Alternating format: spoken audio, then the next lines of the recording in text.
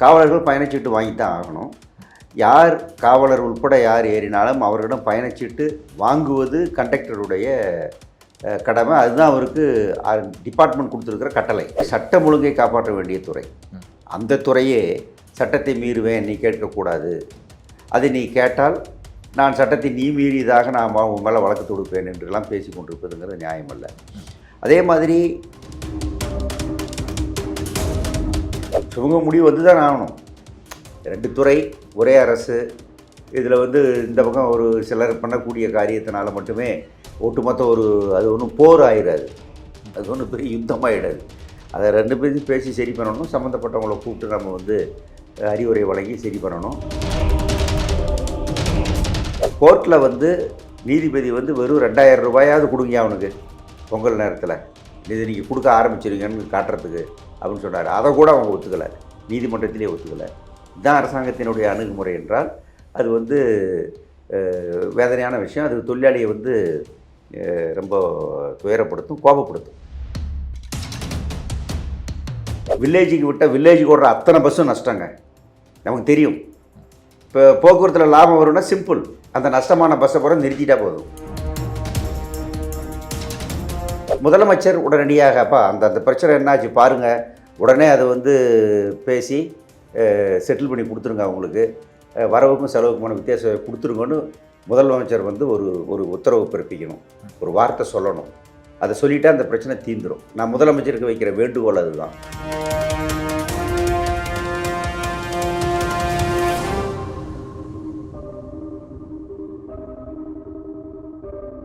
Real one voice நேயர்களுக்கு வணக்கம். நான் உங்கள் சங்கீதுவன். நம்ம சிறப்பு நிகழ்ச்சியில் நம்மோடு இணைந்திருக்கிறார் முன்னாள் சட்டமன்ற உறுப்பினர், CITU மாநில தலைவர், மதிப்பிற்குரிய திரு சவுந்தரராஜன் அவர்கள். வணக்கம் சார். வணக்கம். எப்படி இருக்கீங்க? நல்லா இருக்கேன். போக்குவரத்து தொழிலாளர்களுக்கும் அதே சமயம் காவல்துறையினருக்குமான இந்த மோதல் அப்படிங்கிறது பார்த்தீங்கன்னா இப்போ கிட்டத்தட்ட ஒரு பெரும் சர்ச்சையை ஏற்படுத்தியதோடு மட்டுமல்லாமல் இப்போ உச்சகட்டத்தை நெருங்கி போயிட்டு இருக்கு. இந்த மோதல் தொடங்க யார் காரணம்? இந்த மோதல் தொடர்வதற்கு யார் காரணம்? இந்த மோதல் உச்சகட்டத்திற்கு போகிறது அப்படிங்கிற இதிலெல்லாம் நான் மாறுபடுறேன். ஆனால் இந்த மோதல் காவலர் ஒருவர் பயணச்சீட்டு நான் வாங்க மாட்டேன் அப்படின்னு சொல்லுவதை ஒட்டி வந்த பிரச்சனை. காவலர்கள் பயணச்சீட்டு வாங்கி தான் ஆகணும். யார் காவலர் உட்பட யார் ஏறினாலும் அவர்களிடம் பயணச்சீட்டு வாங்குவது கண்டக்டருடைய கடமை. அதுதான் அவருக்கு டிபார்ட்மெண்ட் கொடுத்துருக்கிற கட்டளை, ஓகே, விதி, டிரான்ஸ்போர்ட் டிபார்ட்மெண்ட். ஆமாம், அதை மீற முடியாது. ஒரு பஸ்ஸில் ஒருத்தர் ஏறி டிக்கெட்டும் வாங்கலை, காசு கொடுக்கல, அவர் பாட்டில் ட்ராவல் பண்ணுறாரு அப்படின்னா செக்கிங் நடந்ததுன்னா கண்டக்டர் சஸ்பெண்ட் ஆயிடுவார். எப்படி அவனை நீ அலோவ் பண்ண அப்படின்னு. அதனால் கண்டக்டர் அவர் கடமையை செய்தார், அவர் வேலையை செய்தார், அவ்வளோதான். நான் வாங்க மாட்டேன் என்று காவலர் சொன்னது தவறு. இப்போ அதை ஒட்டி நீங்கள் வாங்கணும்னு வலியுறுத்தியதற்காக பழிவாங்கக்கூடிய முறையில் பலர் மீது நடவடிக்கை எடுப்பதாக தகவல்கள் வந்த வண்ணம் இருக்கின்றன. சீட் பெல்ட்டு போடலை, நோ பார்க்கிங்கில் நிறுத்தினாங்க என்றெல்லாம் சொல்கிறதாக வருகிறது. இது ரொம்ப ரொம்ப மோசமான அணுகுமுறை, ரொம்பவும் மோசமான நடைமுறை. இன்னும் பக்கத்து நாடுகளுக்கு உள்ள பிரச்சனை மாதிரி இவங்க பண்ணிகிட்டு இருக்கிறதுங்கிறது எந்த நியாயமும் கிடையாது. ஒரே அரசுக்கு கீழ் 2 துறை. ஒரு துறை சட்டம் ஒழுங்கை காப்பாற்ற வேண்டிய துறை. அந்த துறையே சட்டத்தை மீறுவேன், நீ கேட்கக்கூடாது, அது நீ கேட்டால் நான் சட்டத்தை நீ மீறியதாக நான் உன் மேலே வழக்கு தொடுப்பேன் என்றெல்லாம் பேசி கொண்டிருப்பதுங்கிறது நியாயமல்ல. அதே மாதிரி சீட் பெல்ட்டு இருக்குது ஆனால் போடலைன்னா நீ நடவடிக்கை எடுக்கலாம். சீட் பெல்ட்டே கிடையாது, அங்கே போய் நீ சீட் பெல்ட்டு போடல நடவடிக்கை எடுத்தால் என்ன பொருள்? அதாவது என்னால் அமுல்படுத்த முடியாத ஒரு சூழ்நிலை அல்லது அதுக்கான இது இல்லை அப்படின்னா அதை நீங்கள் எப்படி பார்க்கணும்? அது விதிவிலக்காக பார்க்கணும். அதெல்லாம் இல்லை, நான் போடுவேன் எனக்கு என்ற முறையில் அவங்க பண்ணுறாங்க. இது நிச்சயமாக ஒரு தவறான அணுகுமுறை. சமூகத்தில் ஒரு மோசமான விளைவுகளை உண்டாக்கும். இதை வளர்த்தனா, இதை அதிகப்படுத்தினா, படுத்தக்கூடாதுங்கிற என்னுடைய விருப்பம். தொழிற்சங்கங்கள் சார்பில் தொழிலாளிகளுக்கு நீங்கள் நிதானமாக இருக்கணும். இது மோதிக்கொண்டிருக்க வேண்டிய பிரச்சனை அல்ல. நாம் சட்டப்படி வேலை செஞ்சோம், சட்டப்படி நீங்கள் வலியுறுத்துங்க, அவ்வளோதான். அதுக்கு மேலே இதை பெருசுப்படுத்தக்கூடாதுன்னு தான் நாங்கள் அட்வைஸ் பண்ணியிருக்கோம்.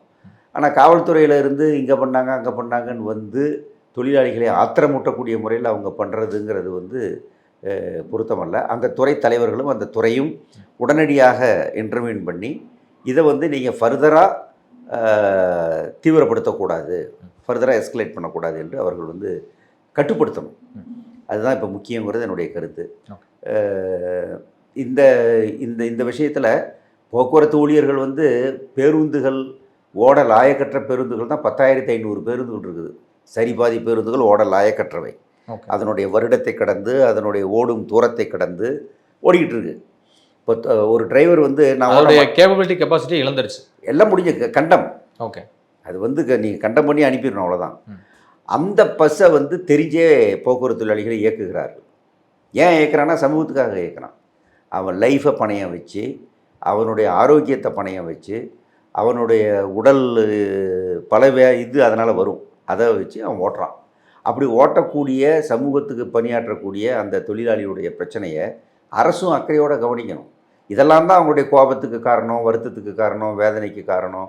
தேவையற்ற பணிச்சுமை, தேவையற்ற சட்டப்படி அவனுக்கு தர வேண்டிய இதெல்லாம் தர மறுப்பது. பாருங்களேன், 105 மாதமாக ஓய்வு பெற்ற தொழிலாளியினுடைய பஞ்சப்படி நிலுவைத் தொகையை தராமலே வச்சுருக்காங்க. அந்த கவர்மெண்ட்டும் இந்த கவர்மெண்ட்டும் ரெண்டும் சேர்ந்து இப்படிலாம் பண்ணி. ஆமாம் ஆமாம், இப்படிலாம் நீங்கள் பண்ணிக்கிட்டு இருந்தால் தொழிலாளி மனநிலை எப்படி இருக்கும்? அது வந்து அது குமஞ்சிக்கிட்டு எரிஞ்சிக்கிட்டு அது கும்பிரிக்கிட்டு தானே இருக்கும். எங்கேயோ ஒரு சின்ன வெடிப்பு கிடச்சா அது வெடிக்கும். அப்படிப்பட்ட ஒரு சூழ்நிலைமையில இவர்களும் இருக்கிறார்கள், காவல்துறையினரும் இருக்கிறார்கள். காவல்துறையினருக்கும் ஏகப்பட்ட கஷ்டங்கள், ஏகப்பட்ட பணிச்சுமை மற்றது அவங்களுக்கும் இருக்கிறது. அவர்களும் காக்கி சட்டைக்குள்ளே குமுறுகிறவர்கள் தான் அவங்களும். அப்போ இதை வந்து அரசு வந்து இந்த எல்லா தரப்புக்கும் உரியதை மற்றதை நீங்கள் பண்ணுவதன் மூலமாகத்தான் நாம் வந்து பொதுவாக ஒரு சமநிலை உண்டாக்க முடியும்.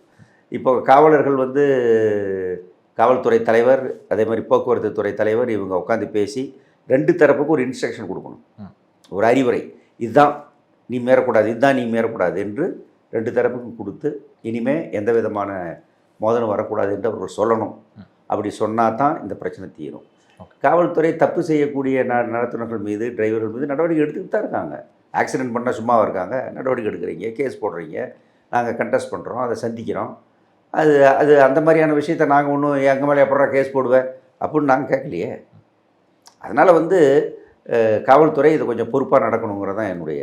அரசு போக்குவரத்து கழகம் வந்து இப்போ ரீசெண்டாக ஒரு அனௌன்ஸ்மெண்ட் பண்ணியிருந்தாங்க. என்ன அப்படின்னா, காவலர்களுக்குன்னு பார்த்தீங்கன்னா தனியாக ஒரு வாரண்ட் கார்டு அப்படின்னு சொல்லிட்டு எதுவுமே கிடையாது. ஸோ அப்படி கொடுக்காத பட்சத்தில் நாங்கள் எப்படி பர்மிட் அலோவ் பண்ண முடியும் அப்படிங்கிற இதெல்லாம் வந்து அரசு போக்குவரத்து கழகம் வந்து தெரிவிக்குது. ஸோ அப்படி பார்க்குற இந்த வேலையில் ஏற்கனவே சட்டசபையில் வந்து 2021 நினைக்கிறேன், அப்போ வந்து முதல்வர் மு.க. ஸ்டாலின் அவர்கள் காவல்துறை மீதான மானிய கோரிக்கையின் போது இது மாதிரி ஒரு விஷயத்தை வந்து சொல்லியிருந்தாரு. காவலர்கள் முதல் இன்ஸ்பெக்டர் வரைக்குமே வந்து பார்த்தீங்கன்னா காவல்துறையில் பணியாற்றக்கூடிய அதிகாரிகளுக்கு நவீன அடையாள அட்டை வழங்கப்படும் அப்படின்னு சொல்லிட்டு, அது வந்து போக்குவரத்து துறையில் வந்து சாங்ஷன் ஆயிருக்கா இல்லையா? கிடையாது. இலவச பயணத்துக்கான அட்டை என்று அவர் அறிவிக்கவும் இல்லை. அப்படி இலவச பயணத்துக்கான எதுவும் பண்ணலை. அதுக்கு வேற ஒரு ஐடி கார்டு அப்படிங்கிற மாதிரில வேறு எதாவது இருக்குமானாங்கிறது அது வேறு விஷயம். இவங்க பணி நிமித்தமாக ஒரு ஊரை விட்டு இன்னொரு ஊருக்கு போனான், ஒரு மாவட்டத்தை விட்டு. இல்லை, ஒரு மாவட்டத்துக்குள்ளே பயணிக்கிறதுக்கு அதுக்கு நவீன அடையாள அட்டை அப்படிங்கிறது வழங்கப்படும் தானே சொல்லியிருந்தார்.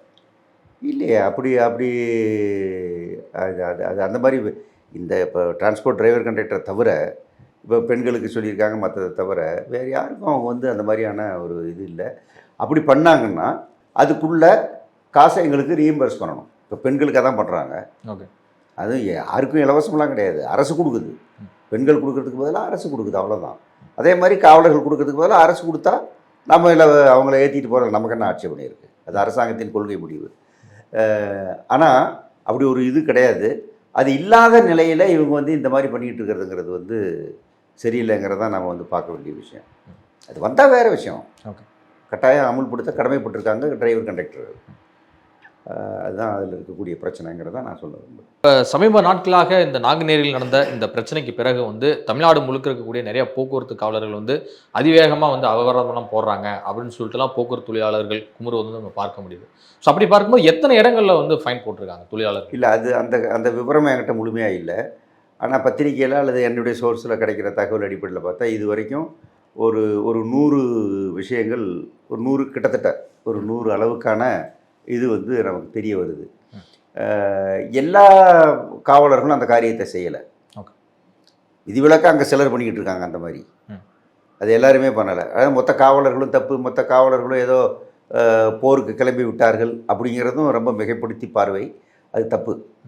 சிலர் அந்த மாதிரி பண்ணுறாங்க. அவங்கள நம்ம அடையாளம் கண்டு அதை வந்து நம்ம சரி பண்ணணும். அவங்க கொடுத்துருக்கிற அந்த சார்ஜ் ஷீட்டுக்கு அர்த்தம் இருக்கா, பொருள் இருக்கா, அந்த சார்ஜ் ஷீட்டில் அவங்க கொடுக்குற அந்த விஷயத்தை வந்து அந்த கண்டக்டரோ டிரைவரோ செஞ்சுருக்க முடியுமா? செய்ய முடியாத ஒரு விஷயத்தை ஏன்டா செய்யலைன்னு கேட்குறது என்ன புண்ணியம் இருக்குது? சீட் பெல்ட் இல்லை நான் போட முடியாது, ஏன்டா போடலன்னு கேட்டால் என்கிட்ட என்ன பதில் இருக்குது? அந்த மாதிரியான விஷயமா நீங்கள் பார்க்கணும். நோ பார்க்கிங்கன்னா நீங்கள் வந்து ஒரு இடத்துல எத்தனை மணிக்கு அது, எந்த சூழ்நிலை, பீக் ஹவர் நேரமாக, நிறைய வாகனங்கள் வந்து தடுத்து நிற்கிதா, இதெல்லாம் பார்த்து தான் நோ பார்க்கிங்கில் நீ வந்து மெமோ கொடுக்கணும். ஒன்றுமே இல்லை, இப்போ எத்தனையோ போலீஸ் வாகனம் நோ பார்க்கிங்கில் நிற்கிது, இன்ஸ்பெக்டர் வாகனமே நோ பார்க்கிங்கில் நிற்கிது. இது உடனே போலீஸ்காரன் அவங்க பார்ப்பார், இந்த இடத்துல ஒன்றும் இடைஞ்சல் இல்லை, ஆகவே இங்கே நிறுத்துவோன்னு நிறுத்துறாரு. நிறுத்திட்டு உடனே கிளம்பி போயிடுறாரு, 5 நிமிஷமோ 10 நிமிஷமோ போயிடுறாரு. அதே மாதிரி இவன் நிறுத்தினா, ஒரு இடத்துல டீ குடிக்கிறான், மற்றது பண்ணுறான். 4 பஸ்ஸு பஸ் ஸ்டாப்பில் நின்றுதுன்னா 5வது பஸ்ஸாக வந்தால் எங்கே நிறுத்துவான் அவன்? அந்த 4 பஸ்ஸு கடத்தி தான் நிறுத்துவான். அது நோ பார்க்கிங்காக இருக்கும். அதுக்கு அவன் என்ன செய்ய முடியும்? இல்லைனாக்கா ஜனங்களை இறக்க முடியாது, ஏற்ற முடியாது. அப்படி நிறுத்தி அவன் இறக்கி ஏற்றலைன்னா டைமுக்கு போய் சேர முடியாது.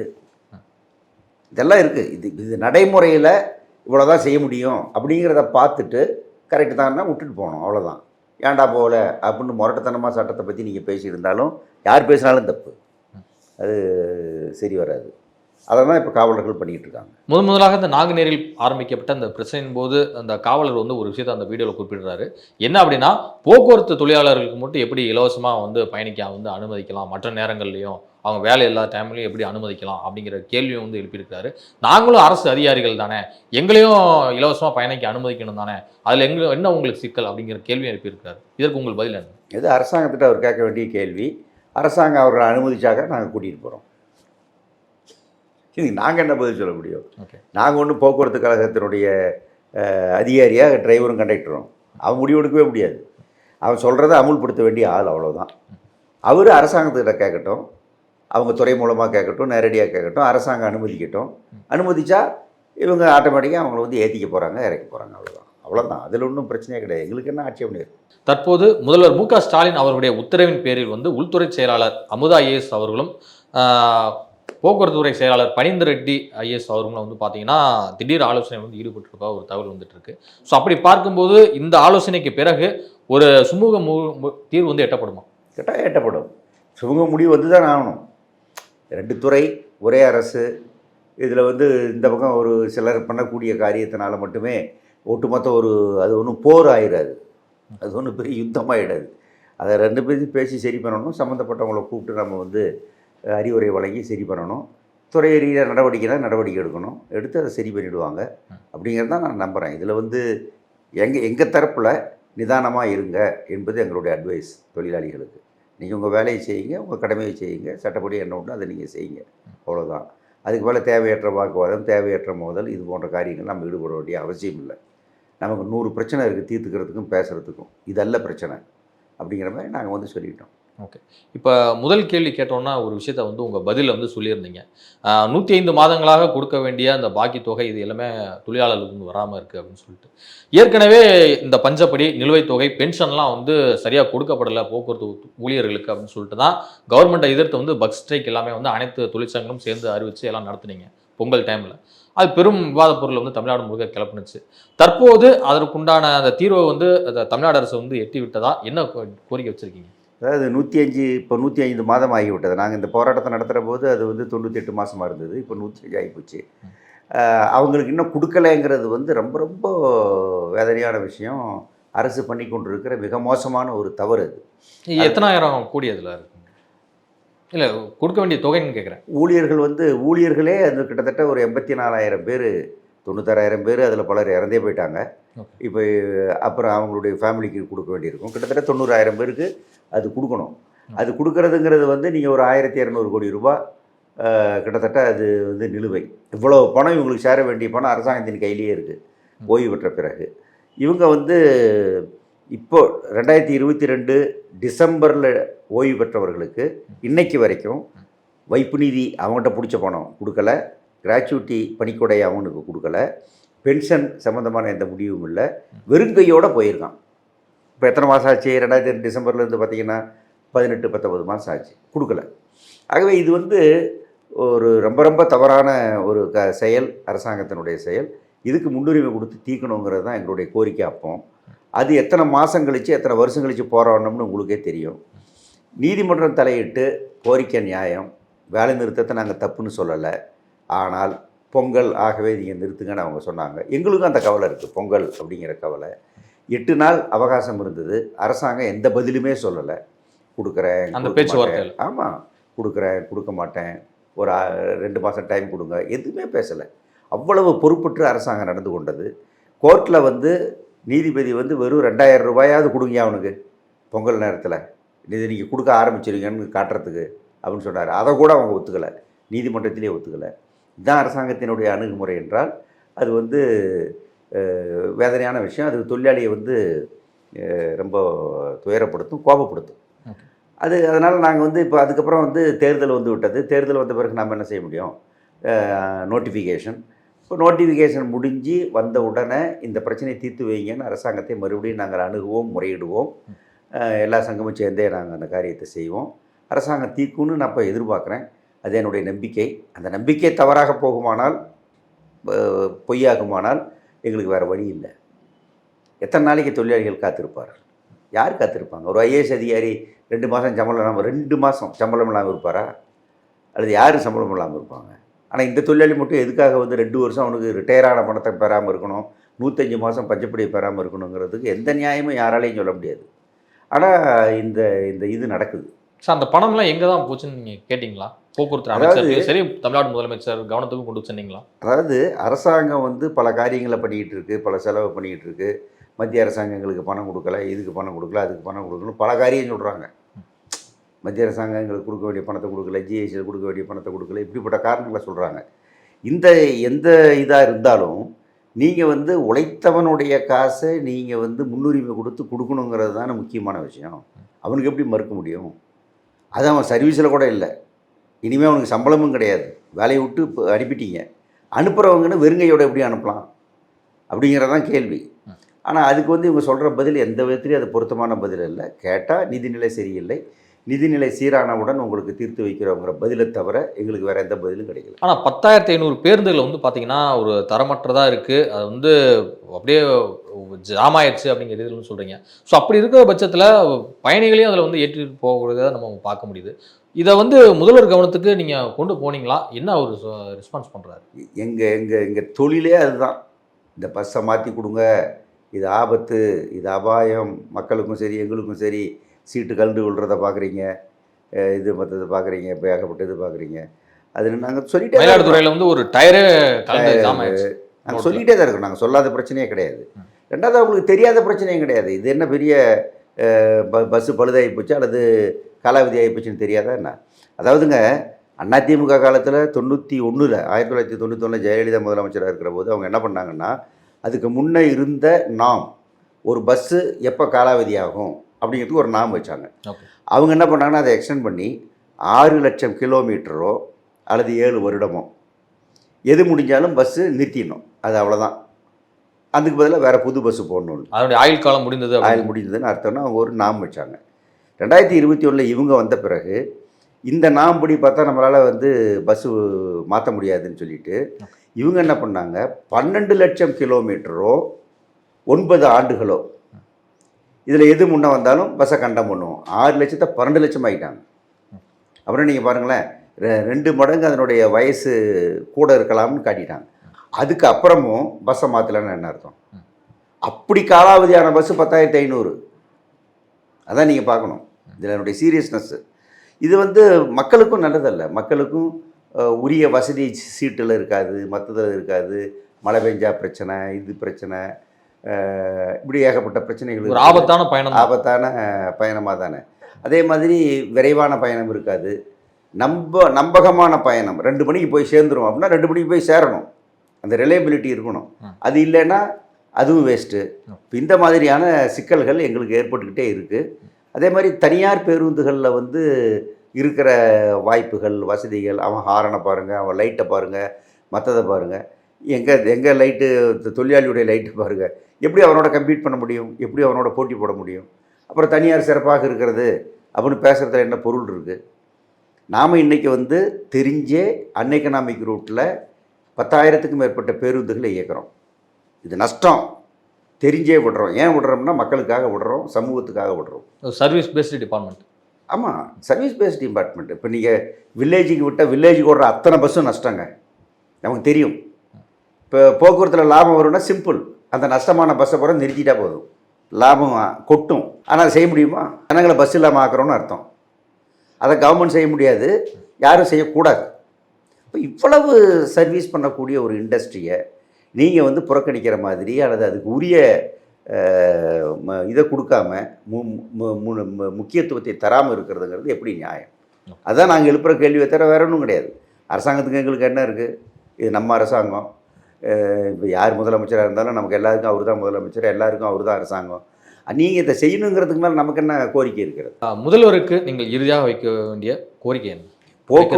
போக்குவரத்து கழகங்கள் தமிழகத்தில் வந்து மிகச்சிறப்பாக செயல்பட்ட கழகங்கள். 95 வரைக்கும் கூட எந்த விதமான இதுவும் இல்லாமல், இழப்பில்லாமல், லாபம் வரக்கூடிய வழித்தடங்களுடைய லாபத்தை நஷ்டம் வரக்கூடிய வழித்தடங்களுக்கு கொடுத்து ஈடுகட்டியது.